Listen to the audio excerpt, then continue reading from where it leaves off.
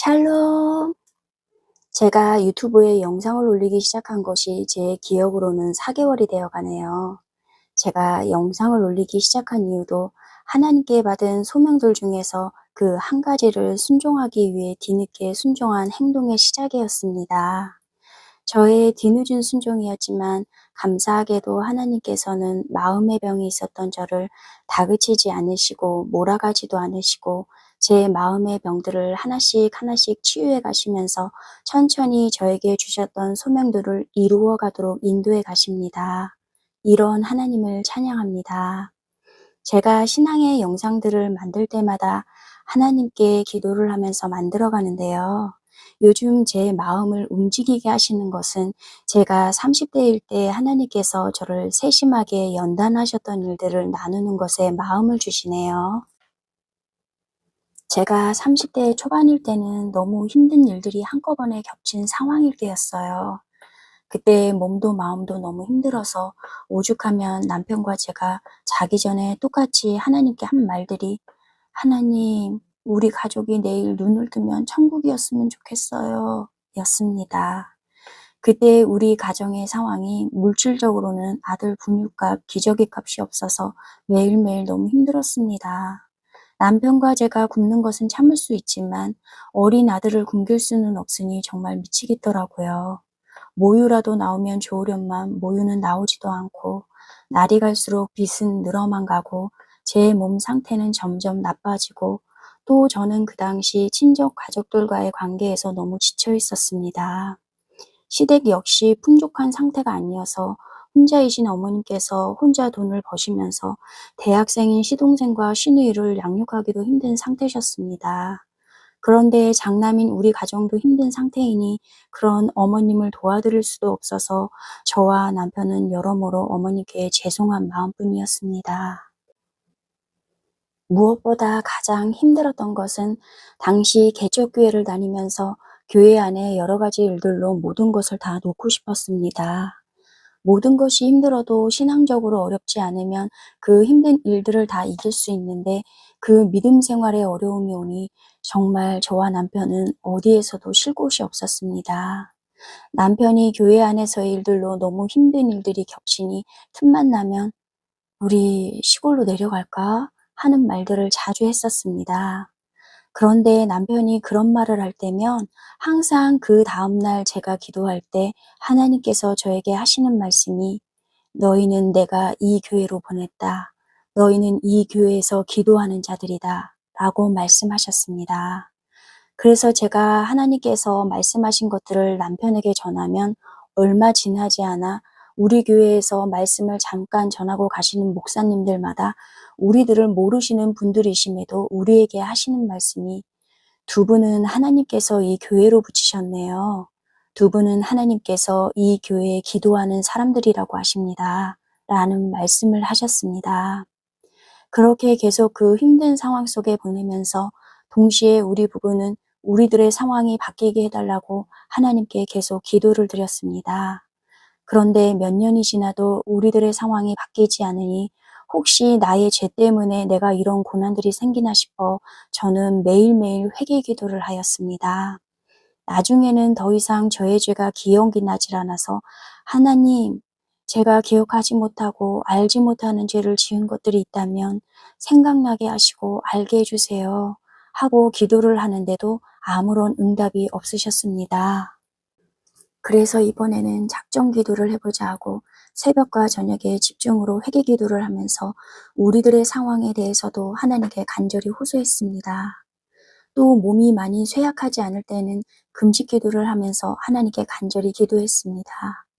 그럼에도 하나님께서 우리들의 상황에 아무런 응답도 말씀도 없으시니 제가 모든 것에 지쳐 기도할 힘도 없어서 방 한 벽에 기대어 앉아서 눈물을 흘리며 하나님, 저는 7살 때부터 지금까지 왜 이렇게 고난의 연속입니까? 도대체 제가 언제까지 고난을 받아야 하나요? 하고 혼자서 하소연을 하고 있는데 그때서야 하나님께서 저에게 말씀하셨습니다. 내가 너를 나의 그릇으로 사용하기 위하여 내가 너를 훈련 중이다. 그때 하나님의 말씀에 제가 놀라서 눈을 크게 뜨고 여쭈었습니다. 훈련이요? 아, 연단 말씀하시는 것이지요? 그래서 제가 잠깐 생각을 한 뒤 바로 마음을 다잡고 제 생각을 말씀드렸습니다. 그럼 하나님, 제가 그 훈련 받겠습니다. 대신 하나님께서 저를 훈련을 하실 때마다 무슨 훈련을 하실지를 저에게 말씀해 주세요.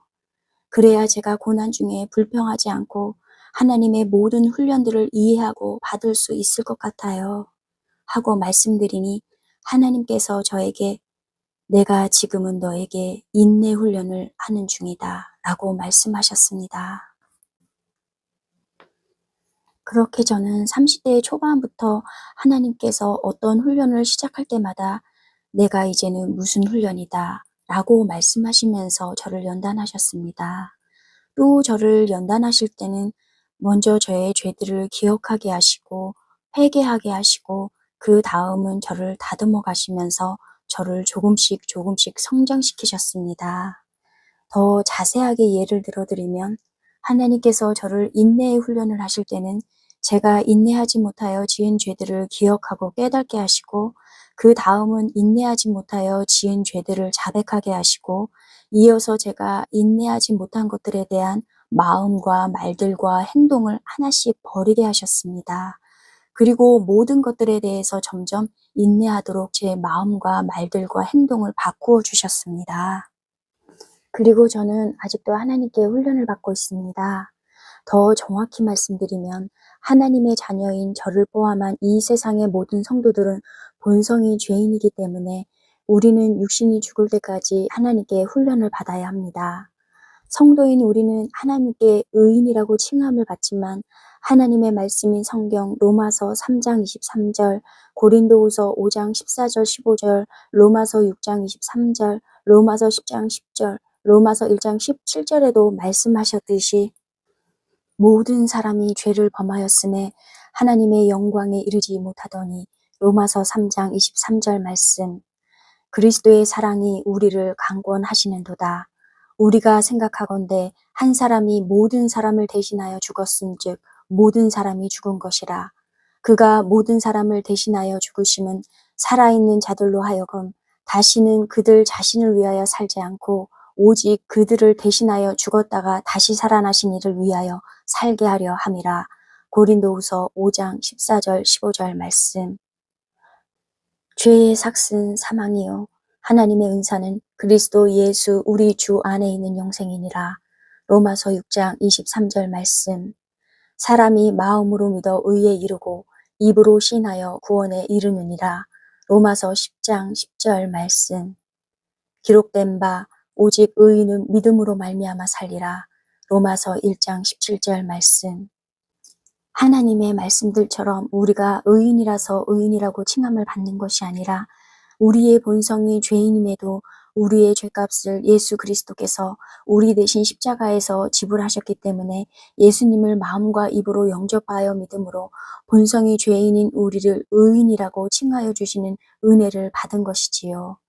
그래서 본성이 죄인인 우리 성도들은 육신이 죽을 때까지 하나님께 훈련을 받아야 합니다. 저는 30대 때 하나님께 받은 소명들이 있습니다.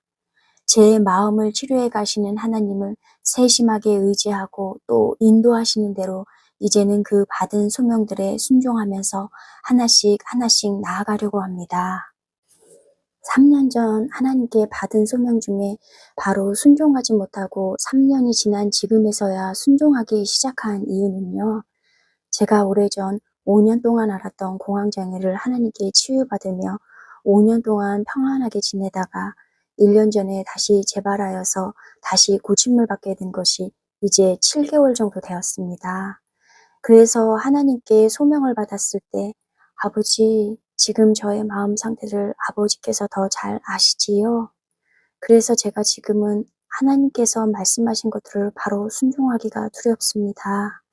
전 아직도 사람들과의 관계가 공포스러워요. 정말 죄송하지만 저를 더 치유해 주시면 그때 시작하겠습니다. 하고 말씀드리니 감사하게도 하나님께서는 저를 책망하시거나 몰아붙이시지 않으시고 저를 더 치유해 주시면서 저를 조금씩 조금씩 움직이게 하셨습니다. 이런 하나님 아버지께 너무너무 감사드립니다. 그래서 앞으로는 그동안 하나님께서 저를 세심하게 훈련하셨던 그 은혜들도 여러분들과 함께 나누고자 합니다. 그래서 여러분들께 미리 말씀드리고 싶어서 이 영상을 만들게 되었습니다. 그리고 컴맹이었던 제가 영상을 만드는 것을 배우면서 만들다 보니 어설픈 것이 많음에도 불구하고 지금까지 시청해 주시는 여러분들께 늘 감사할 따름입니다. 그럼 다음 영상에서 만나 뵙겠습니다. 오늘도 부족한 긴 영상, 긴 글 시청해 주셔서 정말 감사합니다. 언제나 주님 안에서 평안하세요.